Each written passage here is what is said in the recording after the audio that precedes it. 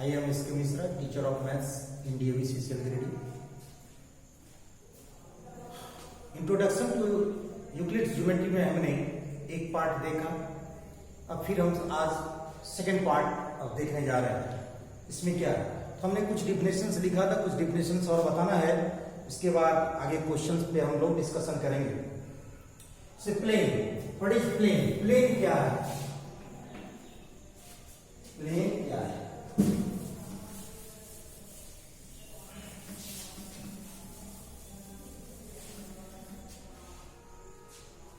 Plane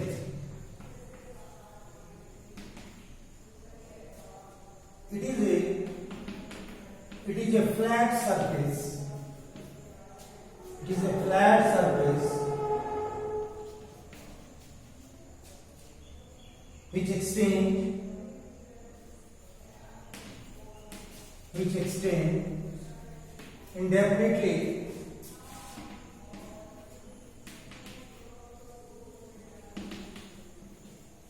in all directions.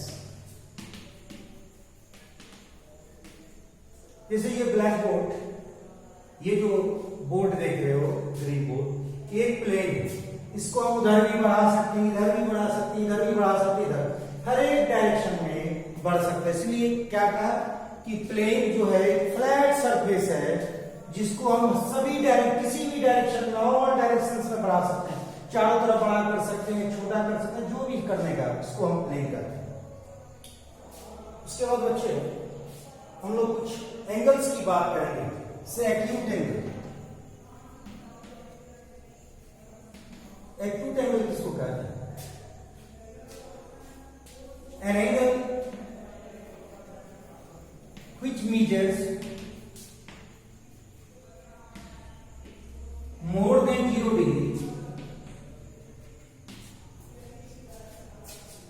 more than 0 degree but less than 90 degree. इसको हम लोग कहते हैं एक्यूट एंगल. जो जैसे angle of 45, angle of 60, angle of 75, ये सब जो क्या है एक्यूट एंगल है. जिसका हिंदी में नाम है न्यून कोण. न्यून कोण किसको कहते हैं? जो एंगल, जो कोण 0 से बड़ा हो और 90 से 90 से छोटा, उसको हम लोग न्यून कोण कहते हैं. Acute angles, right angles. Right angle, right angle इसका नाम है समकोण. किसको कहते हैं? An angle of 90 degree is called right angle. समकोण किसको कहते हैं? 90 डिग्री के एंगल को हम लोग समकोण कहते हैं.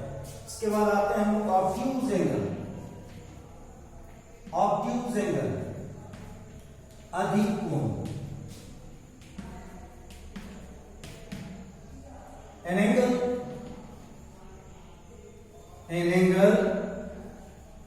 which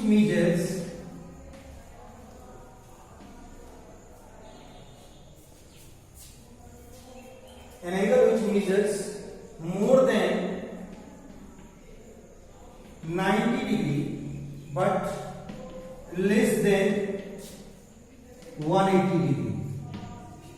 An angle which measures more than 90 degree but less than 180 degree, इसको हम लोग कहते हैं ऑब्ट्यूज एंगल या अधिक कोण. जैसे 100 डिग्री का एंगल को एग्जांपल क्या हो जाएगा? एग्जांपल हो जाएगा 100 डिग्री, 130 डिग्री. ये सब एग्जांपल्स हैं. एक्यूट एंगल्स का एग्जांपल क्या सा हो जाएगा?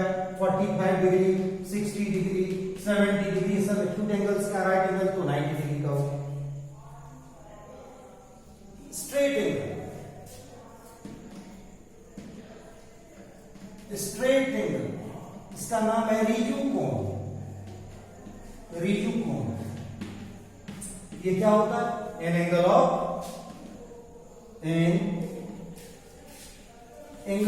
180 degree is called straight angle. 180 degree का 180 डिग्री के कोण को हम लोग स्ट्रेट एंगल कहते हैं. जैसे ये लाइन है, अगर ये बी लाइन सेगमेंट है, अगर यहाँ पी है, ये एंगल हमारा क्या कहलाता है? Straight angle. यही 180 डिग्री का होता है, इसलिए इसका नाम स्ट्रेट एंगल। अब एक आता है रिफ्लेक्स एंगल, प्रतिवर्ती एंगल।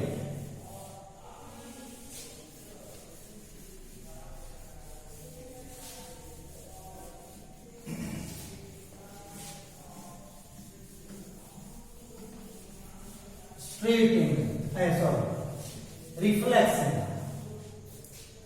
अब आता है reflex angle.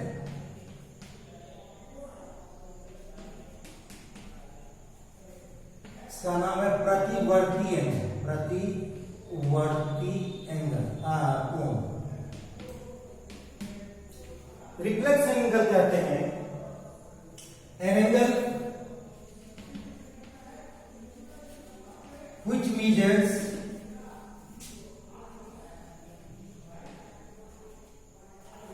more than 180 degree, more than 180 degree, but less than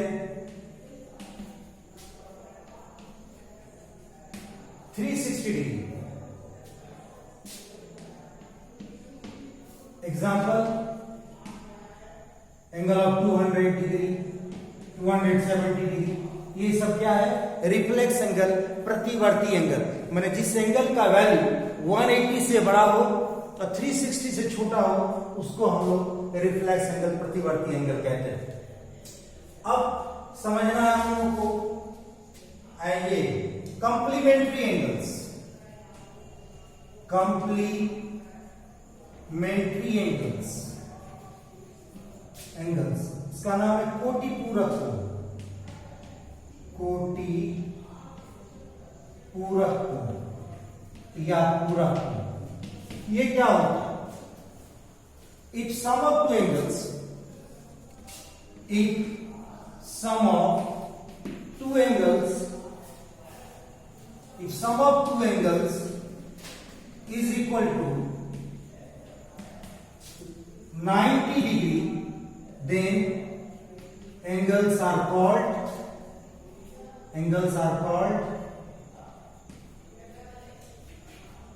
complementary angles।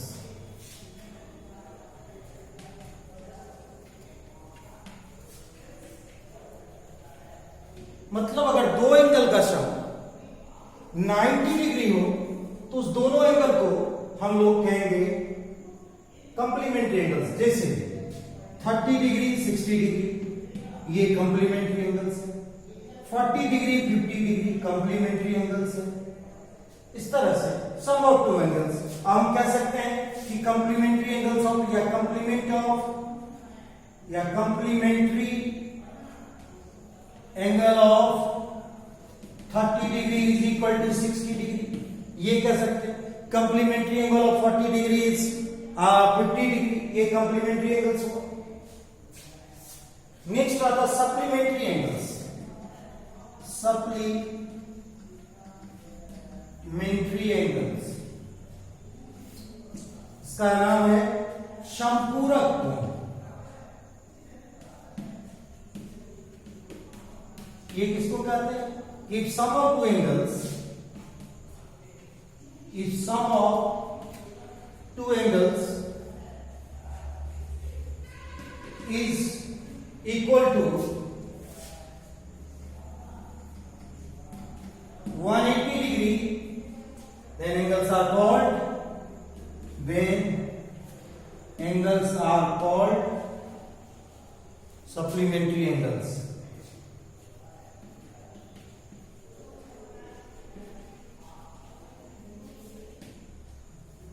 Example हम लेंगे।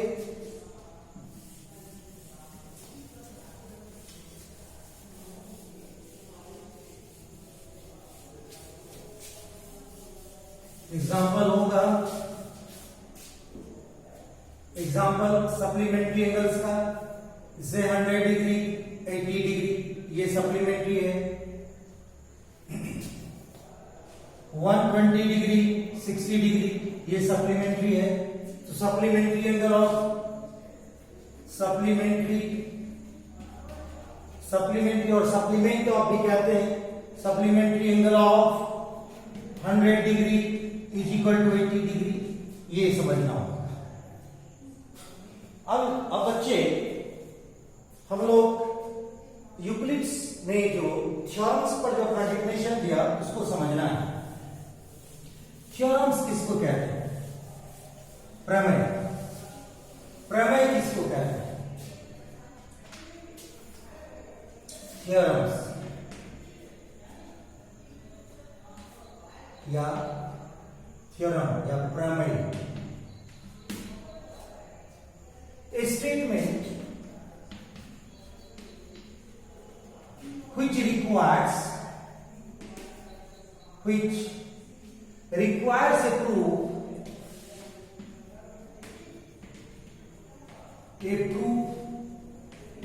called theorem। जिस स्टेटमेंट को प्रूफ की जरूरत हो उसको थ्योरम कहते हैं। अभी हमने इससे पहले पढ़ा था एक्शन एंड पोस्टुलेट्स, उस स्टेटमेंट में प्रूफ की जरूरत नहीं थी, वो यूनिवर्सल ट्रूथ के तरह था। लेकिन अगर एक ऐसा स्टेटमेंट जिसमें प्रूफ की जरूरत है उसको हम लोग थ्योरम कहते हैं। जैसे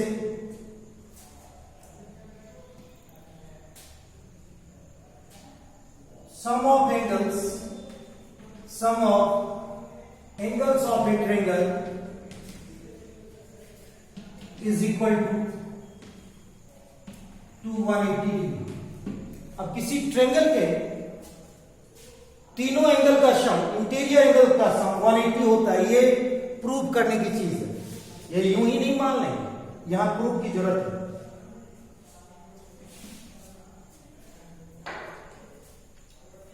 टू डिस्टिंक्ट लाइन, जैसे two distinct lines cannot have more than one point in common,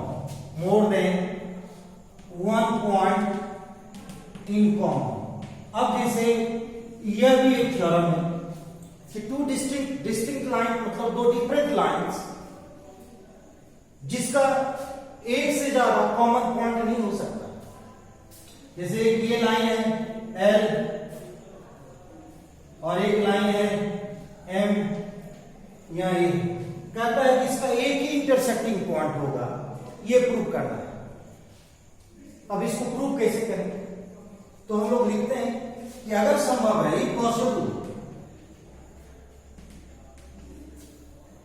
late two lines L and M have two common points A and B। अगर संभव है, माना कि अगर संभव प्रूव करना है कि टू लाइंस का दो कॉमन पॉइंट होगा, मान तब हमको प्रूव करना है। जबकि हमारा थ्योरम कहता है कि टू लाइंस का एक ही कॉमन पॉइंट हो सकता, दो हो नहीं सकता, लेकिन हमको प्रूव करने से माना ये पॉसिबल है two lines L and M have two common points A and B। तो बच्चे यूक्लिड ने एक एक्शन दिया था कि through two points only one line can be passed या only one line can pass, दो पॉइंट से सिर्फ एक ही लाइन पास कर सकता है। ये एक्शन दिया हुआ है कि यूक्लिड्स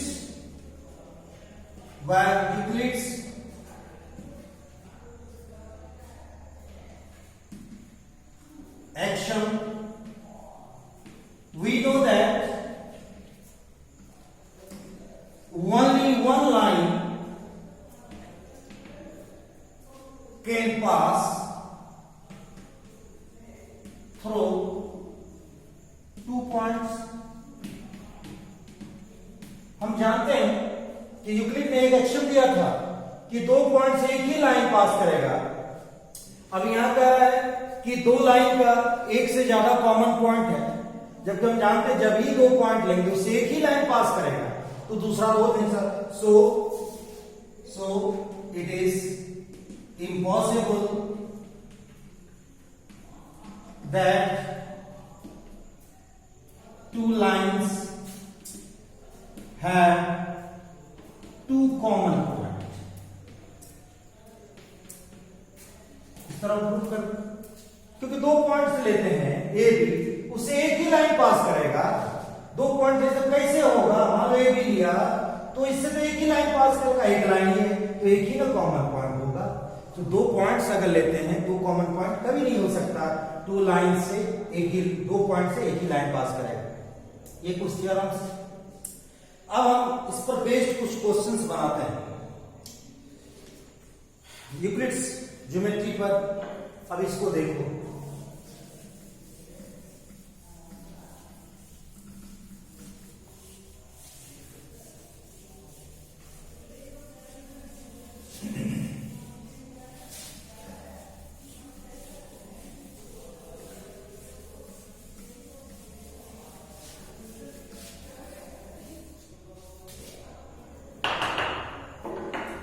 क्वेश्चन है बच्चे,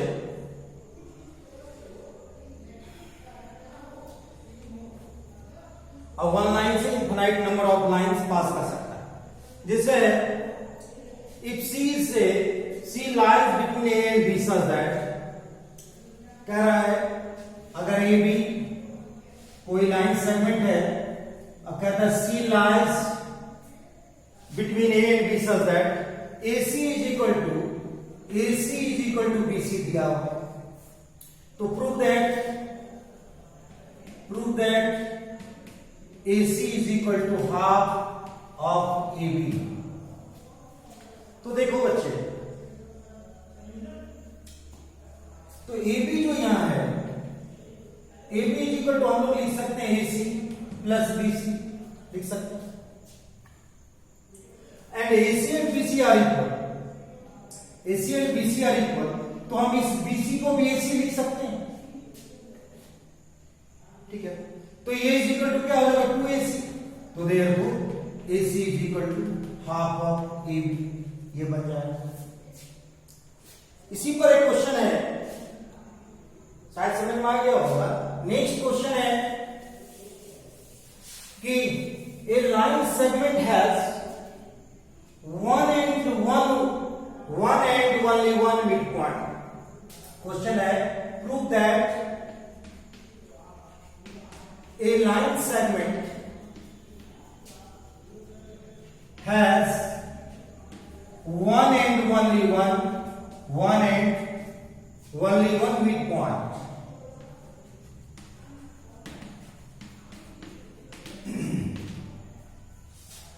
अब इसका प्रूव करना है, क्या करें। अब अगर ए भी एक लाइन सेगमेंट है, ए भी एक लाइन सेगमेंट है,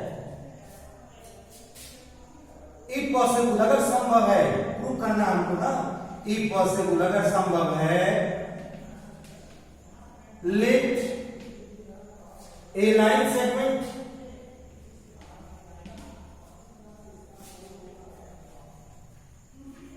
AB has two midpoints। AB has two midpoints, maybe C and D। हमने ले लिया C and, taken C and D।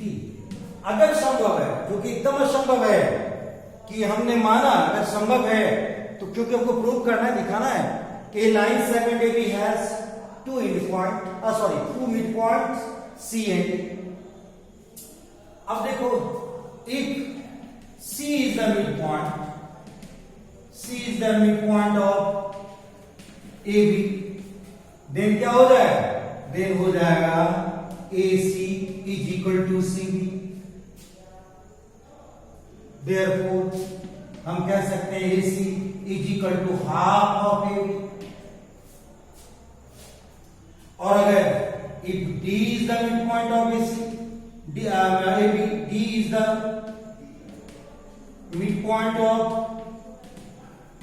AB, अगर डी अगर इसका मिड पॉइंट है तो फिर क्या होगा, therefore AD is equal to BD, ठीक है ना। सो देन, यहां देन लिखो, देन तब AD BD, देयरफॉर क्या लिखेंगे जी, AD is equal to half of AD।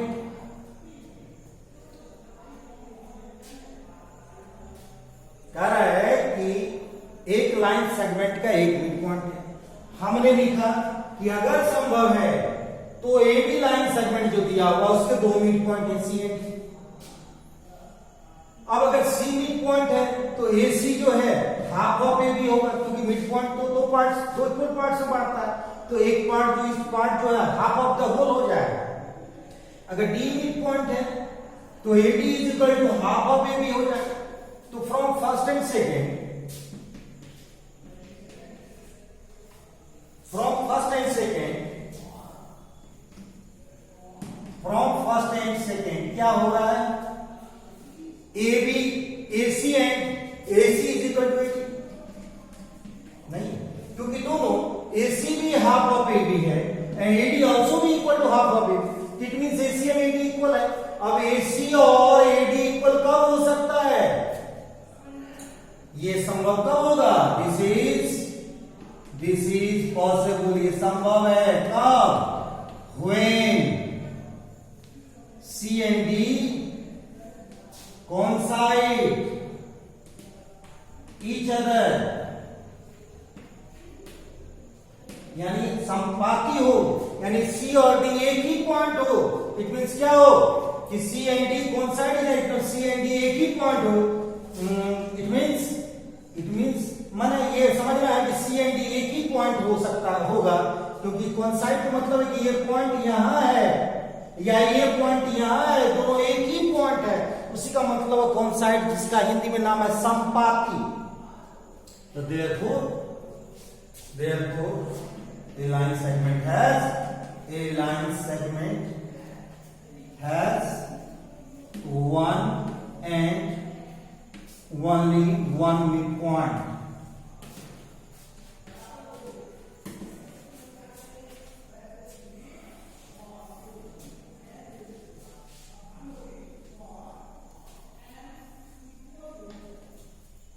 ठीक है, अब देखो नेक्स्ट क्वेश्चन।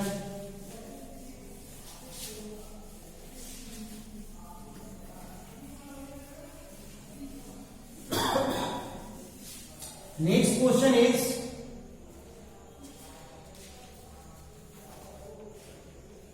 अब AB is equal to BC, then prove that. अब देखो जी बच्चे, क्वेश्चन है if AB is equal to BC is equal to CD, then prove that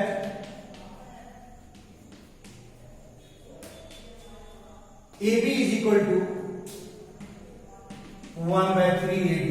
ये क्वेश्चन है कि अगर AB is equal to BC is equal to CD है, then prove that AB is equal to 1/3 AD। अब देखो AD कोई line segment है, AD is a line segment और B and C, इस पे दो पॉइंट है B and C इस तरह का पॉइंट है कि AB is equal to BC is equal to CD है। तो यहां देखो, तो AB is equal to BC is equal to CD given दिया हुआ, but AB plus BC plus CD ये तीनों को ऐड कर देंगे तो क्या बनेगा, AD कॉन्साइड कर जाएगा। तीनों को अगर ऐड कर दिया तो AD बनेगा, बिकॉज AB BC CD सभी क्या है, उसके parts of line segment AD, उसके पार्ट्स है। तीनों टुकड़े को मिला दो तो वो लाइन सेगमेंट बन जाता है। अब हमको प्रूव करना है कि AB is equal to 1/3 AD, तो इंप्लॉइज AB। अब BC के जगह भी हम AB लिख देते हैं क्योंकि इक्वल है, CD के जगह भी हम AB लिख देते हैं क्योंकि इक्वल है जी, और implies 3AB is equal to AD, तो implies AB is equal to 1/3 AD, यही प्रूफ हो गया।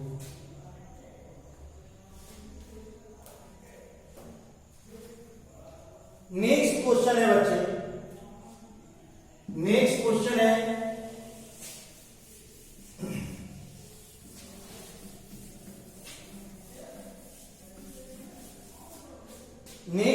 है कि PR is equal to QS।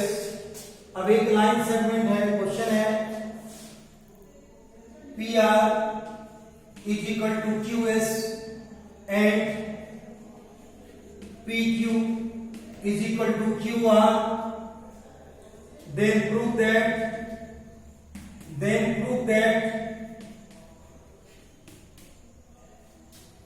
PQ is equal to 1/3 PS। अब PS एक लाइन सेगमेंट है, PS एक लाइन सेगमेंट है। अब कहता है कि PR is equal to QS, PR is equal to QS, PQ is equal to QR। तो साफ दिख रहा है Q एंड R, Q है और एक पॉइंट R है।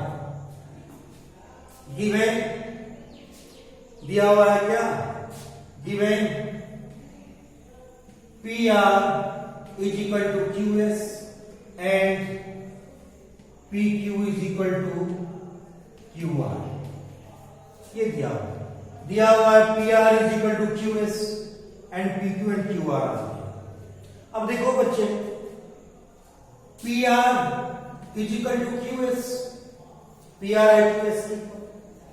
अब उस दोनों में QR को सब्ट्रैक्ट कर सकते हैं, क्योंकि हमारा यूनिट्स एक्शन कहता है कि अगर एक equals are subtracted from equals the remainders also be equal.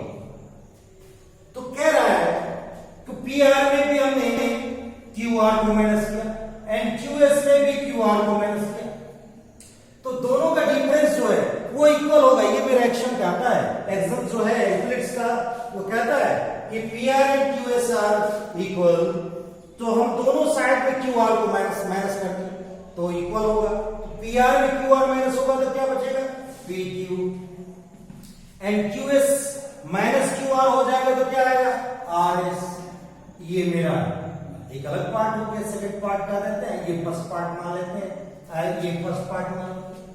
हमारा देखो फर्स्ट पार्ट क्या कर रहा है कि PQ एंड QR, ये ऑलरेडी क्वेश्चन में दिया हुआ है और अभी हमने प्रूव करके लाया कि PQ is equal to RS।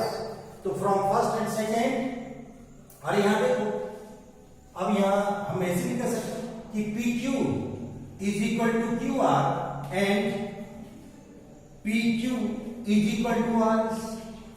फिर हमारा ऑप्शन जो है कि if two things are equal to third thing individually, अगर दो थिंग्स तीसरे थिंग्स के इक्वल हो तो ये दोनों आपस में भी इक्वल होते हैं। तो PQ यहाँ QR के इक्वल है और PQ यहाँ RS के इक्वल है, तो देयरफॉर क्या हो जाएगा? Therefore QR is equal to RS, ये भी हो जाएगा। नौ, अब नौ क्या है मेरा? PQ plus QR plus RS, ये तीनों टुकड़ा मिलके क्या बनेगा? PS बनेगा। अब हमको प्रूव करना है PQ is equal to 1/3 PS, तो हम क्या करेंगे? सबको क्योंकि यहां देखे कि भाई सब equal, therefore PQ is equal to QR is equal to RS, ये प्रूव तो हो गया, ठीक है ना? तीनों टुकड़ा आपस में इक्वल है, तो PQ plus QR plus RS their sum, इसके सम PS है, तो हम क्या करेंगे? अब PQ is equal to 1/3 PS prove करना है, तो अदर टुकड़े को भी PQ के टर्म में लिख देना है, ये तो रहेगा PQ, और QR को भी आप PQ लिख सकते हैं, RS को भी आप PQ लिख सकते हैं, इज इक्वल टू PS। तो देयरफॉर क्या हो जाएगा? Implies 3PQ is equal to PS, therefore PQ is equal to 1/3 PS। ये समझने की बात।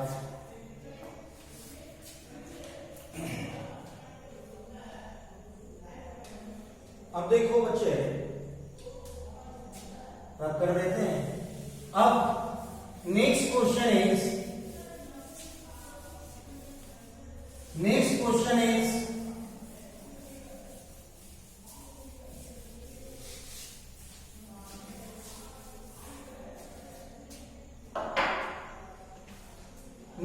है कि इफ एसी, अब एक लाइन सेगमेंट है A B C and D, दिया हुआ है कि given AC is equal to BD, then prove that AB is equal to CD हो जाए, ये प्रूव कर। तो ठीक है भाई, तो क्या है AC is equal to BD, अब दोनों तरफ BC को माइनस कर, तो AC minus BC is equal to BD minus BC, क्योंकि हमारा एग्जाम कहता है कि equal subtracted from equals, difference are equal, तो इम्प्लॉइज AC माइनस BC क्या हो जाएगा, AB is equal to क्या हो जाएगा, CD इक्वल होगा।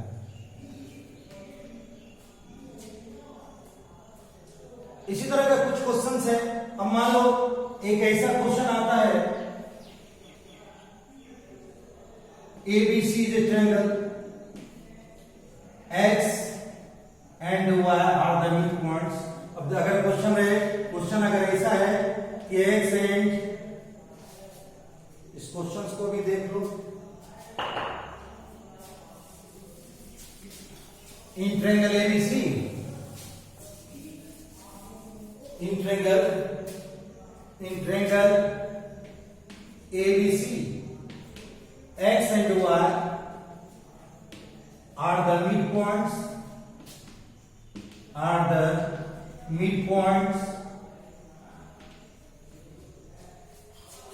of sides AB and AC respectively.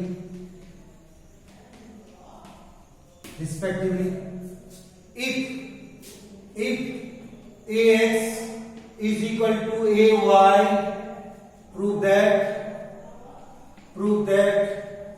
AB is equal to AC। अब ये क्वेश्चन आया, इन triangle ABC X and Y are the midpoint of sides AB and AC respectively। कहता है कि इस ABC ट्रायंगल में X और Y जो है AB एंड AC का मिड पॉइंट है, मध्य बिंदु है। अब अगर ये दोनों आपस में इक्वल है, अगर AX is equal to AY है, तो हमको प्रूव करना है AB is equal to AC होगा। तो देखो जी बच्चे, तो यहां क्या हो जाएगा, X is the midpoint of AB, therefore AX is equal to half of AB। Y is the midpoint of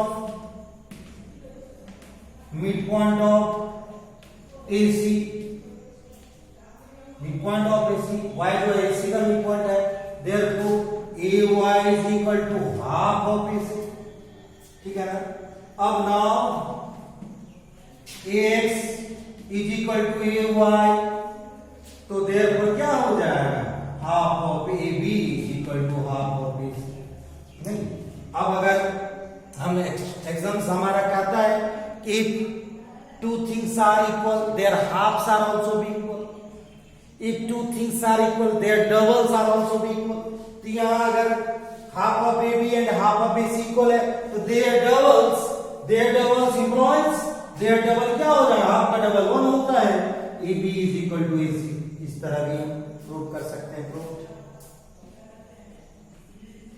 इसी से हम ये भी निकाल सकते हैं BX is equal to CY।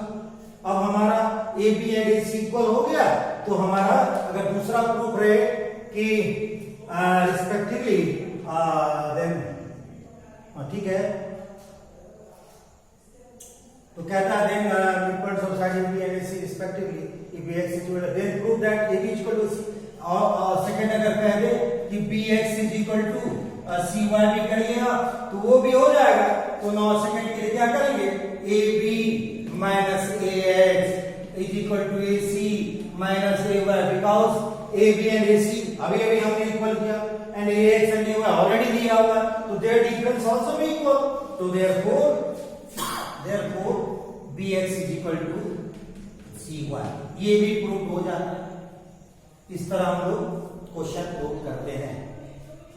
अब हम लोग कुछ और भी क्वेश्चंस पे बात करते हैं। अब इसको हम रब कर देते हैं। अभी हमने पढ़ा कंप्लीमेंट्री एंगल्स, सप्लीमेंट्री एंगल्स, उस पर भी कुछ क्वेश्चंस हैं, उसको हम लोग देखते हैं।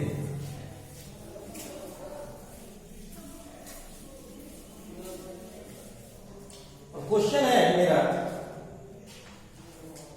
क्वेश्चन है कि इफ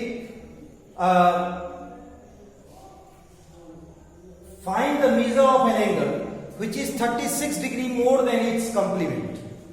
कहता है find the measure of an angle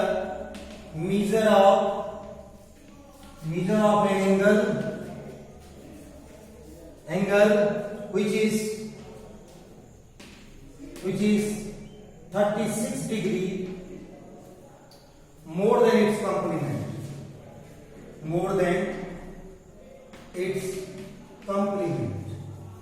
अब ये क्वेश्चन है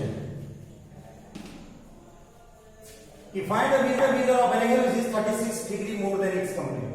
तो हम लोग मानते हैं कि माना या लेट एंगल bx, माना एंगल bx, हमने कोई एंगल x मान लिया, तो इसका कंप्लीमेंट्री क्या, इसका कंप्लीमेंट, इसका पूरा क्या होगा, इट्स कंप्लीमेंट एंगल क्या हो जाएगा, कंप्लीमेंट एंगल क्या हो जाएगा, तो 90 माइनस x, क्योंकि हम जानते हैं कि जब sum of two angles is 90 degree then both angles are called complementary angles.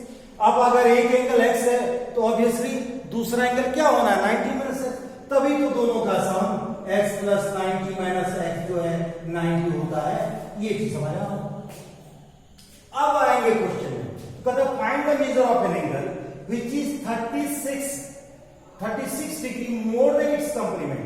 अब कहता है x जो है एज पर इस क्वेश्चन यानी प्रश्नानुसार जो कहते हैं x इज इक्वल टू, कहता है इसके कंप्लीमेंट से 36 डिग्री ज्यादा है, एंगल जो है वो अपने कंप्लीमेंट से 36 डिग्री ज्यादा है। कह रहा है find major of an angle which is 36 degree more than its complement, तो अपने कंप्लीमेंट से 36 डिग्री ज्यादा है, तो इधर 36 ऐड करेंगे तो इक्वल होगा। अब ये x इधर आ गया, इंप्लॉयज 2x, अब 90 plus 36 126 implies x is equal to 126/2, क्या हो जाएगा 63 डिग्री, यानी वो एंगल क्या है 63 degree. Next question,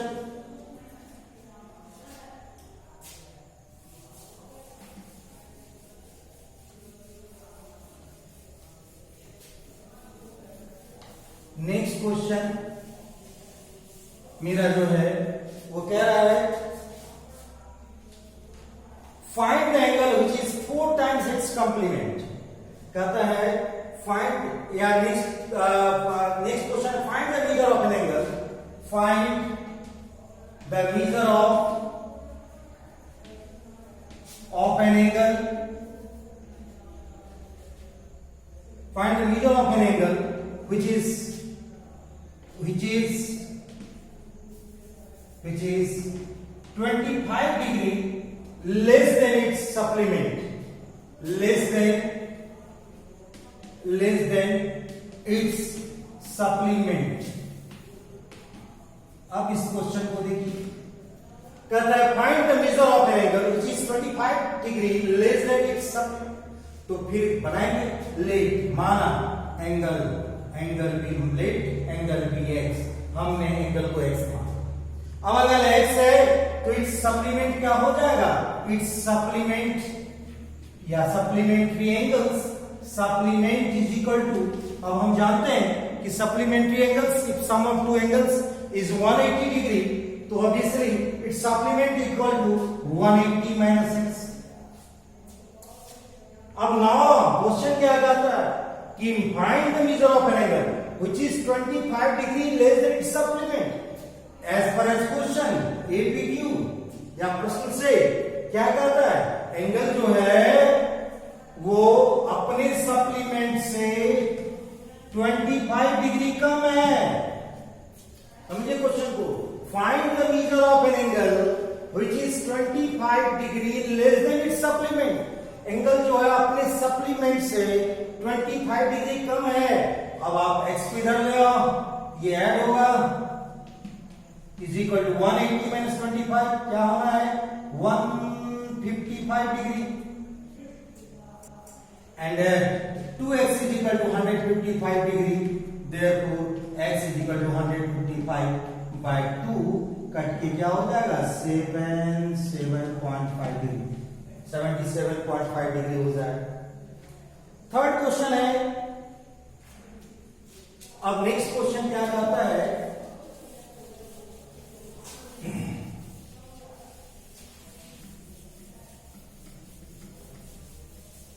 third question है find angle which is 4 times find the angle which is 4 times its complement. Question है find the angle which is 4 times its complement. अब देखो बच्चे, find the angle which is 4 times its complement. अपने complement का 4 times है, तो देखो वही कहेंगे लेट माना angle with x angle bx, late angle bx हमने x मान, इट्स कंप्लीमेंट क्या होगा पहले भी हमने देखा, इट्स कंप्लीमेंट क्या होना है 90 माइनस 6। अब क्वेश्चन आता है कि क्वेश्चन है कि find the angle which is 4 times its complement. अपनी कंप्लीमेंट का 4 टाइम्स है, तो एज पर एज क्वेश्चन प्रश्न से क्या कहता है कि ये जो एंगल है अपने कंप्लीमेंट से 4 टाइम्स है, यानी इसको 4 से मल्टीप्लाई करो आप। जिससे अगर हम कहें कि मेरे पास जितने रुपए हैं, किसी एक स्टूडेंट से कह रहे हैं कि तुमसे 4 गुना ज्यादा है, 4 टाइम्स ज्यादा है, तो इसका मतलब मेरा जो रुपया है वो स्टूडेंट के रुपये को 4 से मल्टीप्लाई कर दो तभी इक्वल हो। तो वही बात है, तो implies x is equal to 9 4 360 minus 4x। अब implies x plus 4x is equal to 360 degree, implies 5x 360 degree, और implies x is equal to 360 degree by 5 7 जा 35 5 टू 10, क्या हो जाएगा 72 डिग्री। नेक्स्ट क्वेश्चन है, नेक्स्ट क्वेश्चन देखो,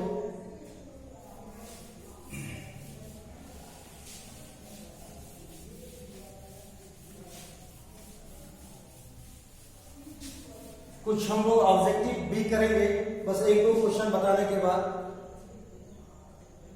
Find the angle whose complement is, question is find the angle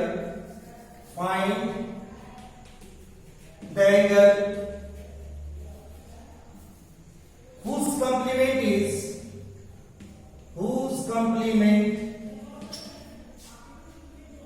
is 1/3 of its supplement, is 1/3 of its supplement।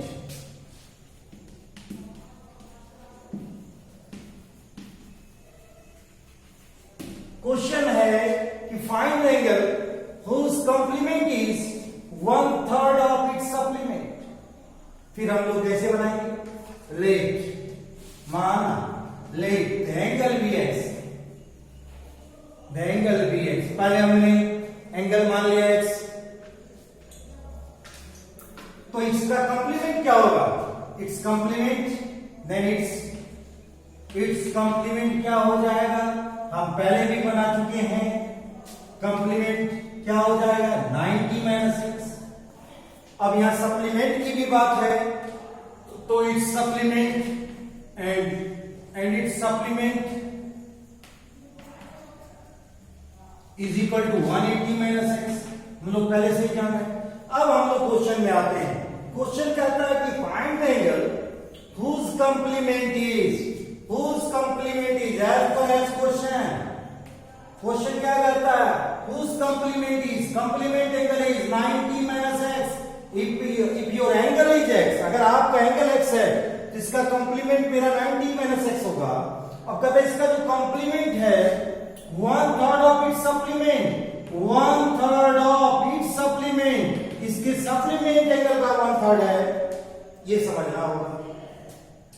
कह रहा है कि complement of this angle is 1/3 of its supplement, तो complement of x angle of x is 90 minus x and supplement of angle of x is 180 minus x। तो कहता है कि complement angle जो है 1/3 ऑफ इट्स सप्लीमेंट है, supplement का 1/3 हो गया, तो employees 3 times of 90 minus x is equal to 180 minus x, और 90 या 270 minus 3x is equal to 180 minus x।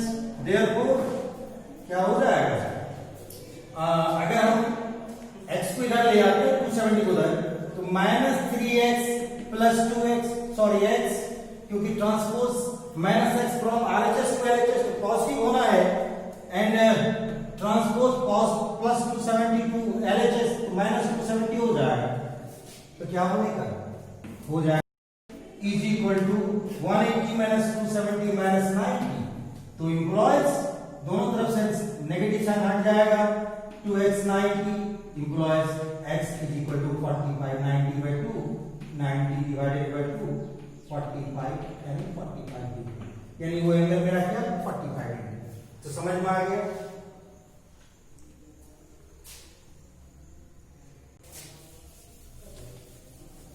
Next question is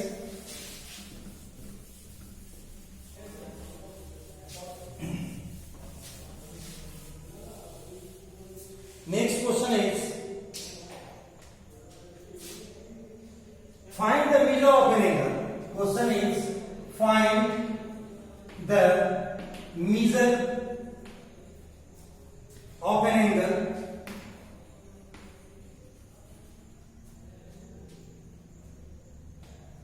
if 5 times its complement, if 5 times its complement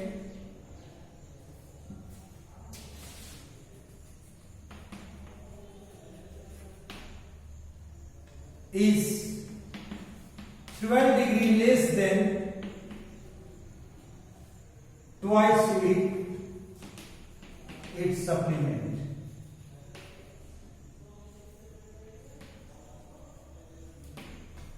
देखो बच्चे, सारे क्वेश्चन में यूक्लिड्स का एक शब्द यूज हो रहा है, ये हम समझना है। हम यूक्लिड्स एग्जाम पर या पर ही क्वेश्चन बता रहे हैं, इसमें यूज हो रहा है, इसे भी हम देखेंगे। तो लेट माना angle BX its complement is equal to 90 minus x, its supplement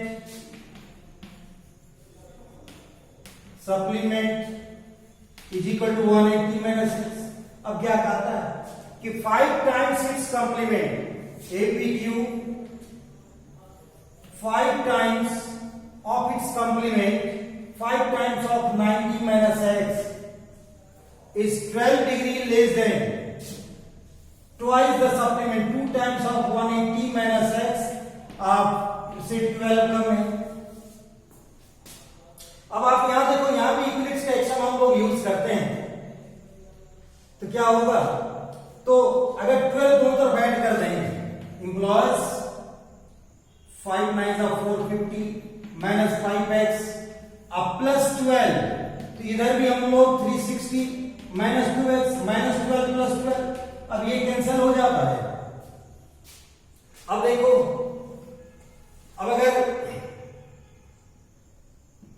इधर 450 है उधर 360 है, अब हमको माइनस 5x, अब अगर हम उस माइनस 2x भी इधर लाते हैं, ये प्लस 2x होता है, ये 360 माइनस 450 हो गया, तो implies minus 3x is equal to minus 90, दोनों नेगेटिव है तो दोनों पॉजिटिव हो जाएगा, प्लस प्लस कर देंगे, तो इम्प्लॉइज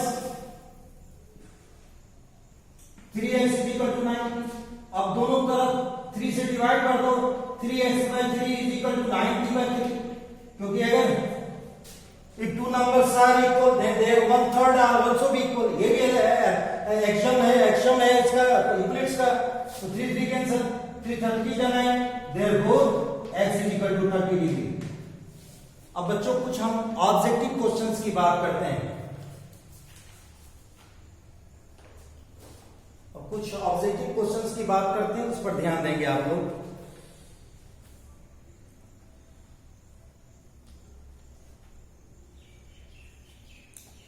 अब देखो कुछ क्वेश्चंस है.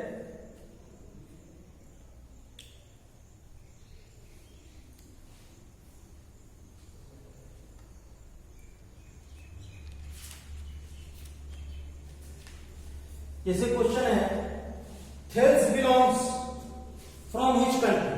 थेल्स किस कंट्री का था? अभी हमने पढ़ा था फर्स्ट मेरा इसी पर था.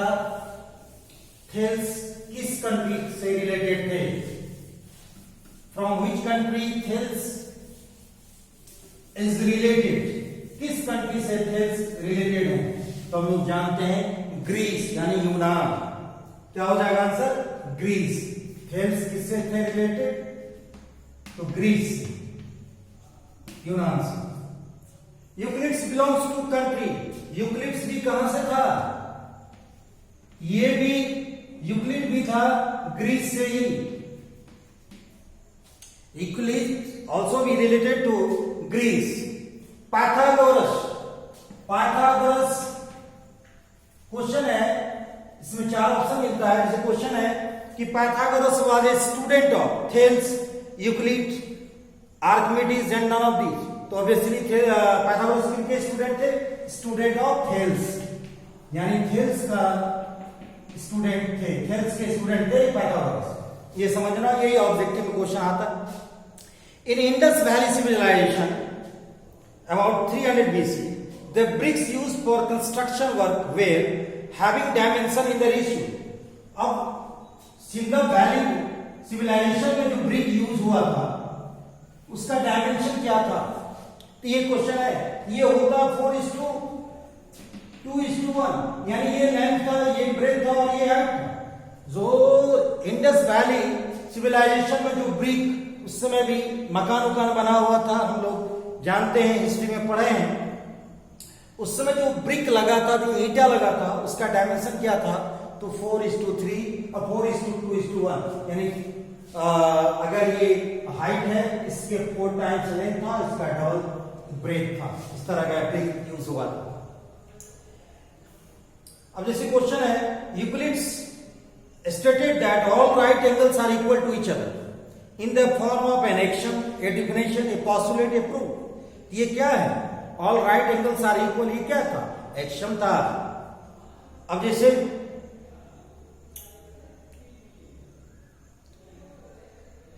नहीं, ये पोस्टुलेट एक्शन था. अब जो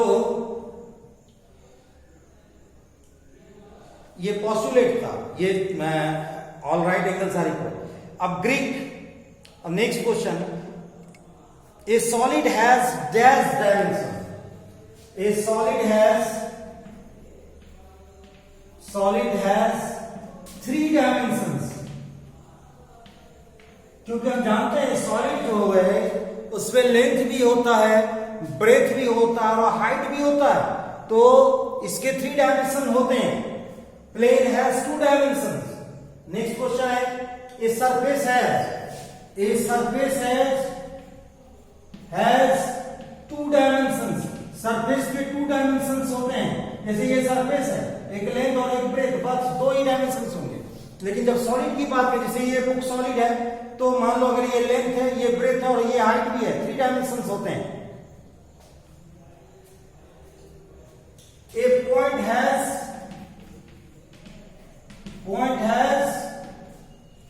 0 डायमेंशन. इसके कोई डायमेंशन नहीं होते.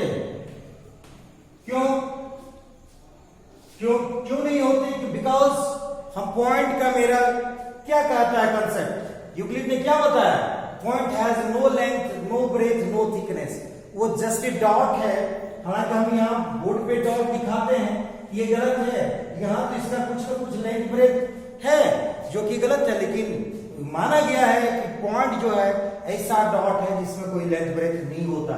ये सब अपरिभाषित अनडिफाइंड है। अब कहता है बाउंड्रीज ऑफ सॉलिड्स आर। अब सॉलिड, किसी सॉलिड का बाउंड्री क्या होगा? सरफेस होगा।